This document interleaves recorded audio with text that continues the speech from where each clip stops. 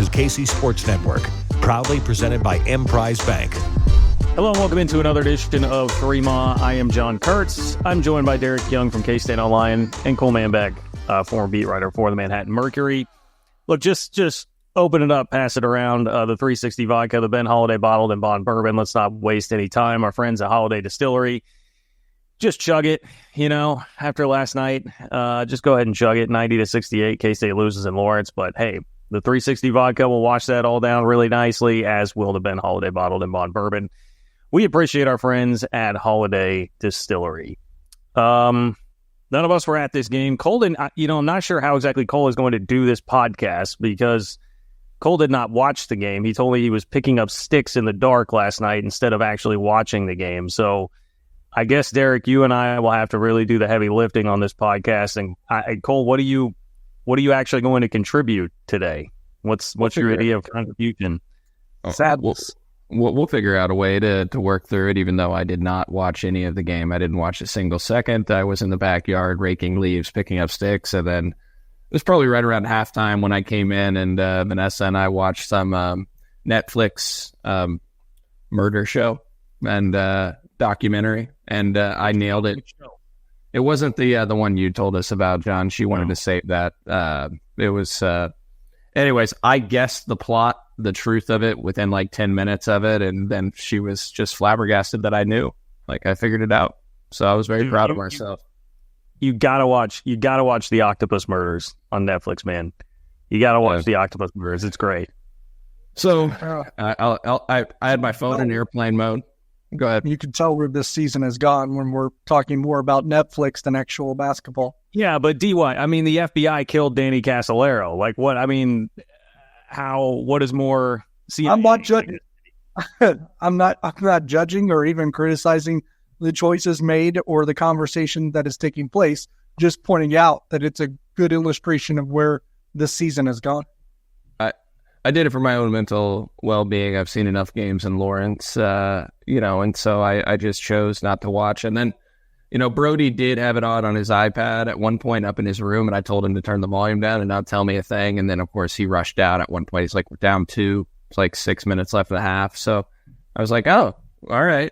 So I was a little shocked to see when I turned my phone out of airplane mode to see the final score, because I thought it was going to be a little bit more competitive based off hearing they were down 2 with 14, 15 minutes in, and they didn't get blitzed out of the gate like happens so often.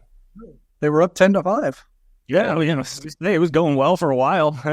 And then, the first half was fine. The first half was fine. They were down 8 at halftime, and there were some frustrating moments, of course. It's the 23-24 Kansas State Wildcats men's basketball team. So, yes, there were some frustrating moments, but they were hanging in there, and I think the feeling at half, I had one mind to be like, well, it's an 8-point game, and Tyler Perry, I think, had 2 points. Did he get to the free throw line once in the first half? He had 2 points, no field goals. Obviously, he had no field goals. He didn't have one for the game. But I was like, maybe this will be the second half. Tyler Perry, he can get going a little bit, and that'll keep him in the game. So I had some level of optimism for that. But, then KU came out on I think there was like a 17-8 run to start the half, and just completely got away from them. They were pretty red hot. K-State wasn't defending well. And it devolved into, at halftime, I did not think it was going to devolve into the Harlem freaking Globetrotters, but that's what it looked like for a lot of the second half. Kansas is just streaking up and down the floor, beating you down for layup after layup. They were, there was one moment where Dan Schulman, who's just excellent, by the way. Like, Dan Schulman is such a good play-by-play guy. But Dan Schulman at one point was kind of just like, man, they're just like out here throwing stuff up there, like just having fun, like just messing around. It was after DeJuan Harris had thrown some lob that didn't quite work, but like almost did. And he was just like, they're just out here like doing whatever they want, man, because that's how the game was going. And I think that's indicative of Jerome Tang's post-game press conference, which was, the most impressionable takeaway from me of all of this, where he just had a lot of one-word answers about they didn't play with enough effort. And he seemed really, really upset about that. So, yeah, it devolved in a hurry in the second half, for sure. Yeah, it's interesting. And this is probably because much of the game became, especially late, became non-competitive and a foregone conclusion. But Kansas State only had 11 turnovers technically, which is interesting to me. But Kansas made 18 more free throws. Kansas shot 46% from the three-point line. Kansas State didn't even get a second chance point because they only had 2 offensive rebounds overall, which is probably an indicator of that effort that Jerome Tang called out in question afterwards. We could scrutinize and analyze this game till the sun comes up, obviously, but that's probably going to get us nowhere. The turnovers, even though it's 11-6, not real decisive. KU still 15-9 on points off turnovers, and probably contributed to being 21-5 in fast breaks. I mean, there's not really a stat here where they didn't own.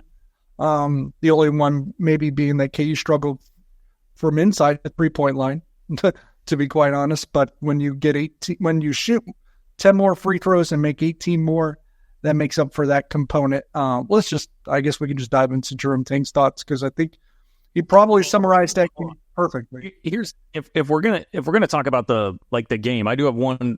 I think the game boils down to Cam Carter was still. It seems like a nice guy. I loved what Cam Carter was for half the season. Cam Carter was a train wreck again. I mean, 1 for 7. Well, I think that goes into Tang's comments afterwards. Quite honest. But it's with him. I don't know that it's all effort with him. He doesn't make good decisions. So he's 1 for 7, 3 turnovers, no assists, 3 turnovers, and then Tyler Perry. The fact that Kansas now. They did a great job defending him. Bill Self is obviously the best. I mean, he's the best coach in the country, so he's going to find a way to not let Tyler Perry beat them. But also, when Arthur Kaluma had 2 field goals in the first 3 or 4 minutes of the game, and then he winds up 3 for 11. So when 2 of those guys are just not giving you anything for basically the entire game, it makes it really hard for Tyler Perry. But then combine that with playing just a defensive whiz like Bill Self, and he kept Tyler Perry from even really touching the ball. I mean, it was hard for Perry to just get touches and find shots. He only took 5 shots. That game. Yeah, this was not the turnover is the huge problem game. This is we know that you're relying on these 3 guys, and 2 of them played awful games, and the best offense was just throwing it to Will McNair and David Gasson, who did have decent games, but they were down 20 in the second half and still just coming down in the half court and lobbing it into Gasson and McNair, and you got to have threes at that point. You're not catching up that way. So, that was the game.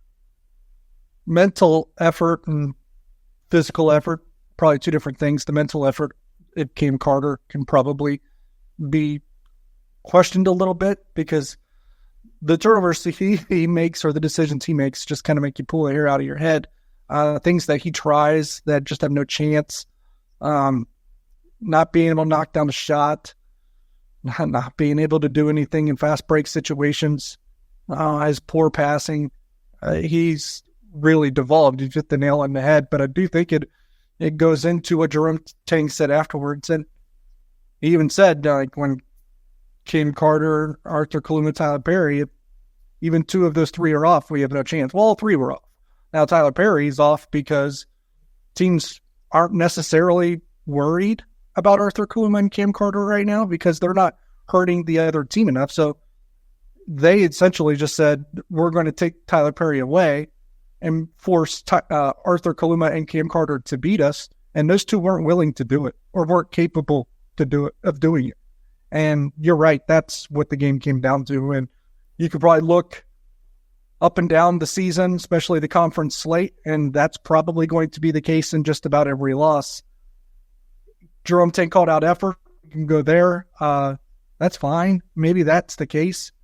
This game didn't feel a whole lot different to me on that front than a lot of the other losses. So that's probably an indictment on Kansas State that it's probably not the first time, maybe not the last time. And Jerome Tang calling it out specifically after losing to Kansas is probably just frustration on his part, and I get that.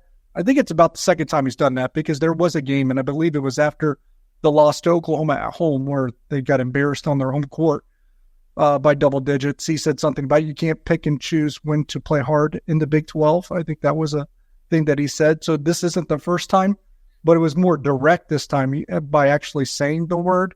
I just think he's probably been saying it behind closed doors for a while now, and this is the first time where I think he was more pointed about it in a public setting. But it's also the end of the year. It's also him being frustrated. You lose to your rival by 22 on the road. And also, I guess you run out of ways to kind of confront the issue. You're just looking to any way that you can solve the problem. Maybe if you did this earlier, maybe you break the spirit of your team sooner. But either way, it's interesting to me because I don't think this was more of the frustrating games of the season, which is, I guess, saying something in itself. John, the good thing about last night, you didn't need to watch the game to figure out what happened. I can just look at the box score and see that Tyler Perry, Cam Carter, and Arthur Kaluma are combined 4 of 24 from the floor. That Kansas State starters scored 26 points in the game. That 3 of their 5 starters scored 3 points or less. And that the bench actually had to do most of the heavy lifting and production from an offensive standpoint.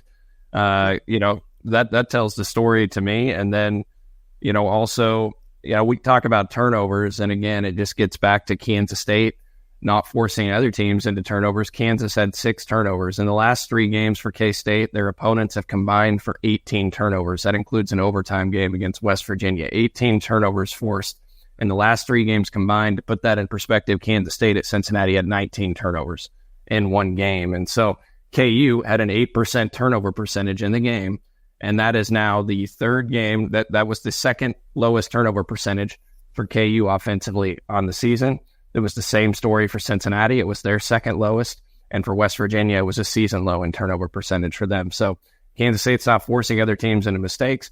Kansas has 21-5 fast break points, again, getting out and running in transition. And Kansas State's just not able to do that because they're not forcing enough teams into turnovers and creating from the defensive end and getting into their offense through that. So on the Cam Carter front, last 8 games, 30 turnovers, nearly 4 turnovers per game for an off guard, right? That can't happen. He's not the point guard. You can't have your shooting guard turning the ball over nearly 4 times per game. Over his last 6 games, he's 16 of 57 from the floor. That's 28%, and 5 of 28 from 3. That's 17.8%. Those are numbers that you need better from Cam Carter, and he's just in a huge funk. And I don't know if he's going to be able to come out of it at this point this season. Well, I mean, that's the thing. Yeah, Cam Carter, we're going on like a month. I mean, this is weeks where he's been playing like this. So, yeah, I don't know that you can really count on it at this point. I mean, I know Tang kind of stood up for him a little bit in the post-game press conference, at least just said, hey, he's a fighter and we're going to get through this together, but it was just... I don't know that he really stood up for him, but he did say that. But, I mean, he acknowledged it being a problem, too, by his answer, to be quite frank. And another reason that we can say they're acknowledging it is when a guy is your second best or third best player on the team for the first half of the year, and probably, is still supposed to be a top 3 scoring option. He got less minutes last night than Day-Day Ames. Well, and yeah, I mean, if there's a bright spot, it's that, Tang got asked a question about Will McNair, who had 17 and 10, and Tang was just kind of like, we had 2 offensive rebounds in the first half. I don't care. That was basically his response to McNair. But the freshman, the freshman looked least bothered by the atmosphere and environment of anybody, and that that includes even Buddy Rich, who got in there and scored 6 points. But Day-Day Ames, RJ was 3 of 4 from 3. I mean, so when Cole says they did the heavy lifting, RJ was like the guy filling it up in the last 8 minutes of the game when it was already a 25-point lead, and you just needed somebody to go out there and score. But he did it, so at least there was that. I mean, the freshmen were a little better, but that's that's the maddening part. The freshmen. I know that some of that came late when the lights aren't as bright and the outcome's already not in question anymore. But I mean, where are the vets in all this? They just couldn't do anything, man. And that's, you're not going to be winning like that, especially against Kansas, and especially with Kevin McCullough back. That is one of the more bizarre things to me, the Kevin McCullough saga, where it feels like he got really called out by Self for, not being tough and getting back into the lineup, and he's come back in and just been phenomenal. Just absolutely lights out. So congrats to Kansas. That has certainly worked out. They're a different team like that and a different team playing in that building. But I don't know. I was going to go back to this comment too, DY. I know you said you felt like it looked like a lot of the other games. The only difference to me is there was the last, like I would say like the middle 10 minutes of the second half. It did look like, it looked like the Harlem Globetrotters playing against the Washington Generals there for a while. Like I don't know that we've seen that. Now Kansas, you could argue, would be I think the most equipped of anybody in the league to do that to them, because Houston, just the nature of how they play, it's not going to be as pretty as Kansas. They just completely squashed K-State by being really physical and defending them hard. But I don't think we've seen a worse 10-minute stretch of the season than the middle 10 minutes there, the way that Kansas was running up and down. I guess maybe some of the real offensive slumps that they had against Oklahoma and Nebraska, you can argue that. But it was up there. It was certainly up there with those two. It was up there, but it just looked like you were getting dominated like you did against Houston, or it looked like you had not a great interest in being out there for stretch. That honestly, we saw at home against Oklahoma. I don't know. There was a desire thing against Nebraska, but that was ugly too. But at home against Oklahoma, and when they lost the 25-point lead against West Virginia, let's not forget, in about 9 minutes.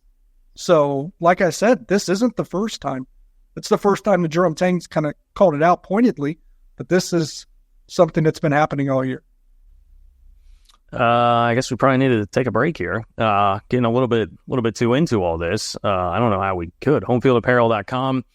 They can save you 15% off your first order using promo code 3BON23 if you want to rock the best looking K-State gear around. They've got 40 plus options. You can also choose from 100 plus other teams if you would like. Make sure you get on over to homefieldapparel.com to support them. I'm sure I will be wearing some home field apparel on Saturday at Bramlage when K-State plays Iowa State. So you can join us. Promo code 3MON23, 15% off your first order, and we're back in just a moment.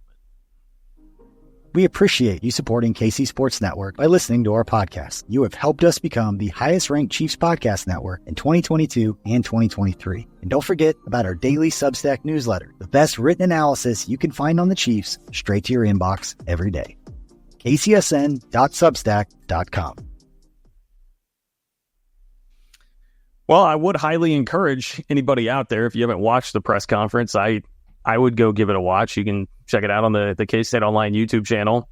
I did this morning and was kind of like, damn, It was, like Derek said, kind of like a lot of us had felt at multiple points this year, and Jerome Tang wanted to keep the energy a little bit higher, perhaps not break the spirit as much with a press conference like that after some of the other games, but he definitely went after it there. And then also, the other thing I took from it was just like, the Tyler Perry and Arthur Kaluma answers, of which there were few, were very, very short and just very, it was despondent. Like, it was just the mood was bad, just bad vibes all the way around in that press conference, which, look, I understand. That's how we all felt watching the game, but I don't know, like, where do they go from here, right? Like, the mantra from Tang the last couple of games has been, hey, Cincinnati's an NCAA tournament game.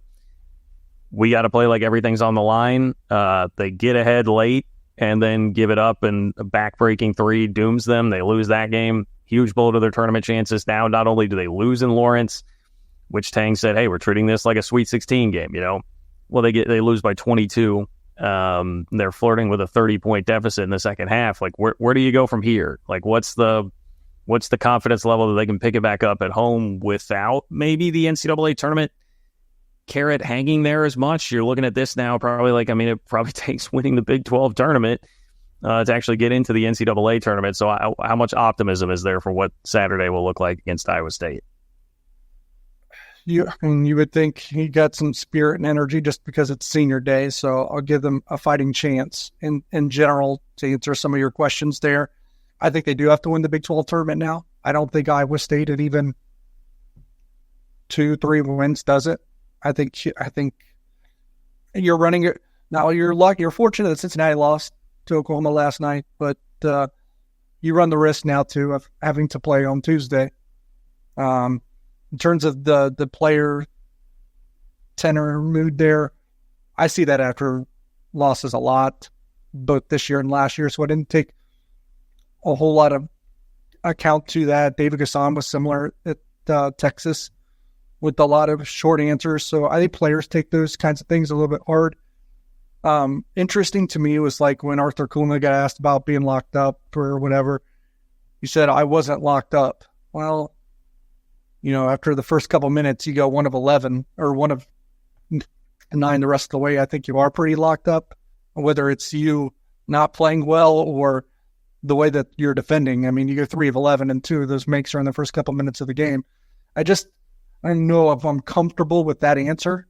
Well, if we want to really parse that answer, he also went on to say they really denied me the ball, but I didn't feel like I was locked up, which those two things feel a little, we'd be debating semantics as far as if those two things can exist at the same time, right? So, I don't know. Yeah, I'm not trying to say a failure in accountability or leadership or anything like that.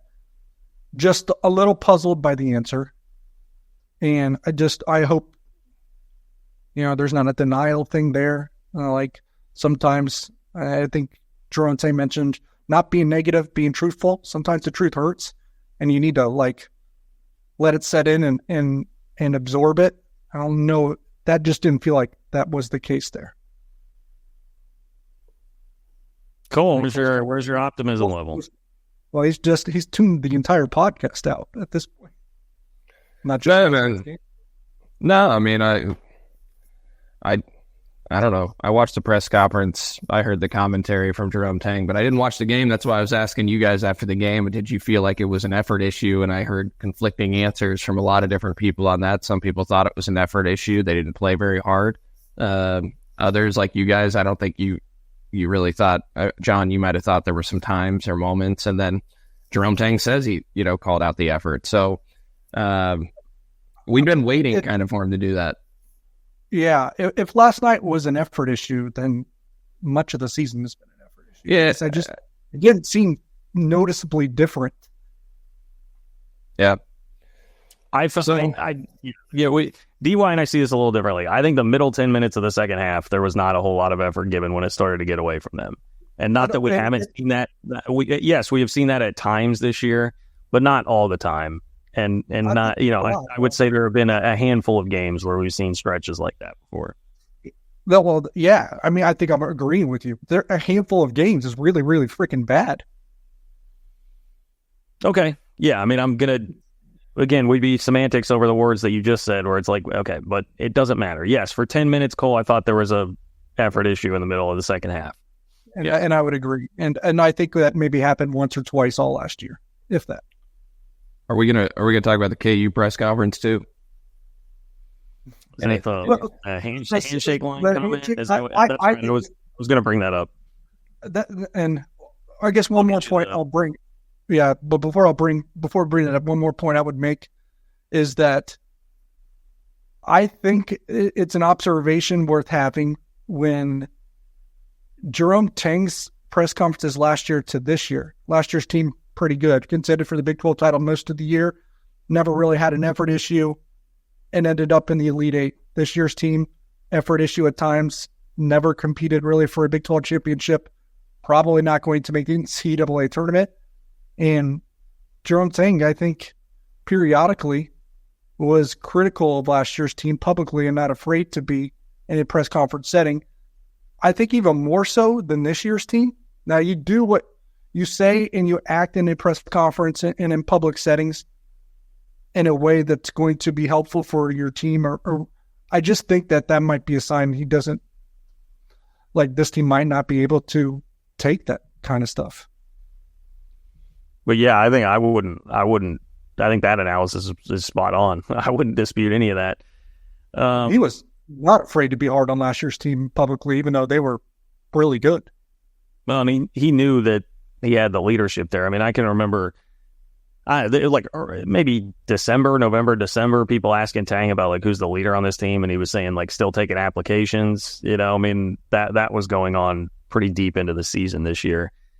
Okay, here's this from Matt Tate, who I believe now just works for the athletic department, like writes stories for the athletic department in Lawrence. He says, didn't see it, but Self made a point to note that when K-State, quote, kicked our ass in Manhattan, The Jayhawks shook their hands and went through the handshake line, and he guesses KSU didn't want to do that tonight.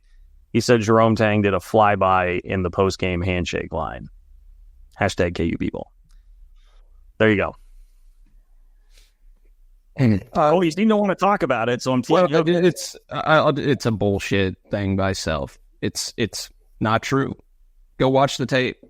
The great thing for Bill is the bad thing here is, you could go back and watch video of these things. And so go back. The first thing I did this morning, I was like, let's see if Bill Self's telling the truth here. All right. I go back, I turn on ESPN, I watch the handshake line. It's a completely normal handshake line. Kansas State's coaches and players are going through the line. A flyby, okay. Jerome Tang, you can see when he starts the handshake line. They don't show him shaking Bill Self's hand necessarily, but you see him when he starts the handshake line. It takes him like 25 seconds to get to some of the players that are on camera through there. He wasn't flying by the players. If you watch enough college basketball, you know that it's very common to have quick handshakes after games. Bill Self made it sound like Kansas State just went to the locker room, some guys didn't shake hands, etc. That's not true. Bill Self just, KU fans and the media are jumping all over it. It's a headline in the Kansas City Star. I saw so many media guys picking it up, mostly KU media guys, and it's kind of a joke, honestly. It's just a ridiculous distraction that distracts from their great win and their dominant win, because it's not true. Well, I just watched him shake hands with Hunter Dickinson. Who also the rest of the handshake line looks normal. Tang got through there pretty fast, but I mean he dapped up Hunter Dickinson. I don't know. Yeah. Well, no, I think yeah. Eric, you want to watch it? Well, no, he actually misses Dickinson. Dickinson pats him on the shoulder, and he was saying something to DeJuan Harris. It looked like Jerome Tang was. Oh, but this is actually working. It's a little unclear. I know it's just the camera. The camera doesn't know what to do with the focus here. There you go. That's better. Yeah. At the end of the day, it's much to do about nothing. It's stupid.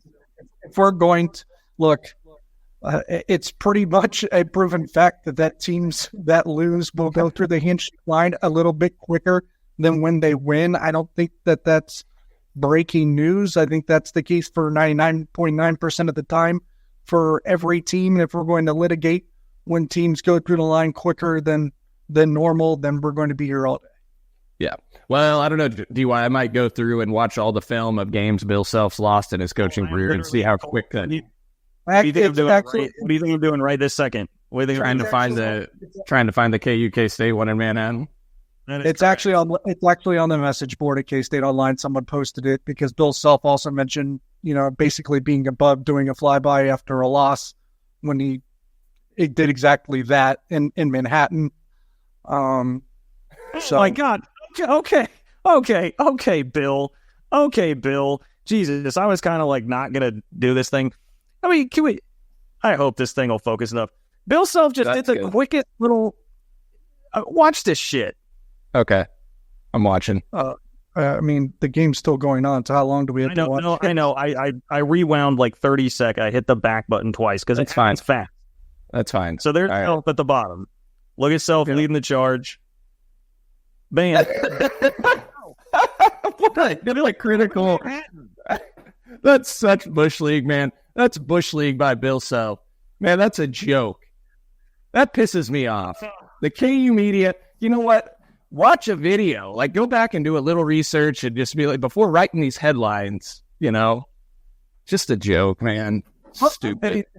Not to deflect Bill Self because he said what he said, but part of the issue too is like, was there really enough there to ask the damn question? And why the heck does it matter? They went through the handshake. John, screen. It's not like when the question was asked when Jerome Tang and TJ Otzelberger. I'll do it. I'll do it. I know what you're telling me to do. I'll do it. Yeah, screen record that shit and tweet that and tag Michael Swain, Matt Tate, and all those guys that are quoting Bill Self on it. Now, let's at least clear the air and get the truth out there. Stupid. I mean, look. Well, the problem is, I feel like that's like some like mind game stuff from Self going on because he knows what the public perception of Jerome Tang is now after the beating that he took in Ames, right? So that's also that's shoveling a little bit on the guy because his rep. He's taken some reputational damage this year. Whether or not we agree with it, that is true, and a lot of that started with the Iowa State stuff, and so it just continues that circle jerk going on of everybody out there doing this thing, and they're going to do it again. So that feels like a fairly calculated move to me. It comes days after Jerome Tang revered him as well, so that makes it a bit more bizarre. And I think when any school or any program does the little brother stuff, it's stupid. Like when KU does it to K-State, I think it's stupid.